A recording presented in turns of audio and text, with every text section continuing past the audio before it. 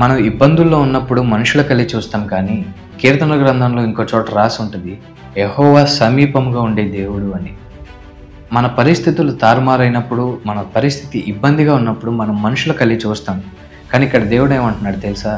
యెహోవా సమీపముగా ఉండే దేవుడు అంటాడు.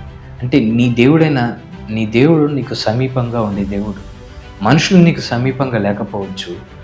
నువ్వు అనుకున్న వారు నీకు సమీపంగా లేకపోవచ్చు. నువ్వు ఎవరి మీదైతే ఆధారపడ్డావో వారు నీకు సమీపంగా లేకపోవచ్చేమో, కానీ నువ్వు నమ్మిన దేవుడు, నువ్వు ఆరాధిస్తున్న దేవుడు మాత్రం నీకెప్పుడు సమీపముగా ఉంటాడు.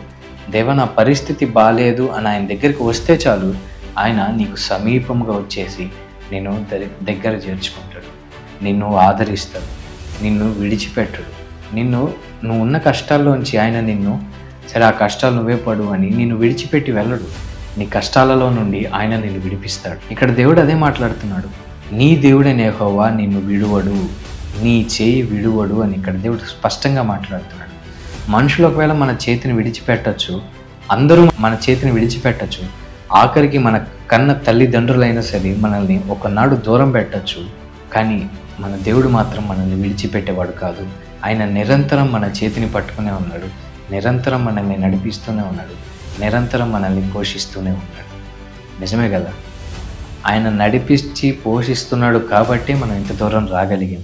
ఆయన కృప మన మీద ఉంది కాబట్టే మనం ఇంతవరకు క్షేమంగా ఉండగలిగాం.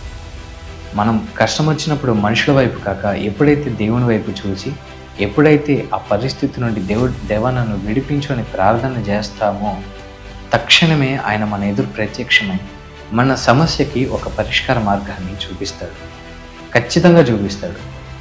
కనుక ఇబ్బందులు వచ్చినప్పుడు, పరిస్థితులు తారుమారైనప్పుడు, ప్రతికూల వాతావరణం మన చుట్టూ ఉన్నప్పుడు, ఇబ్బందుల పాలై మనం నలిగిపోతూ ఉన్నప్పుడు మనుషుల వైపు కాక మనం దేవుని వైపు చూద్దాం.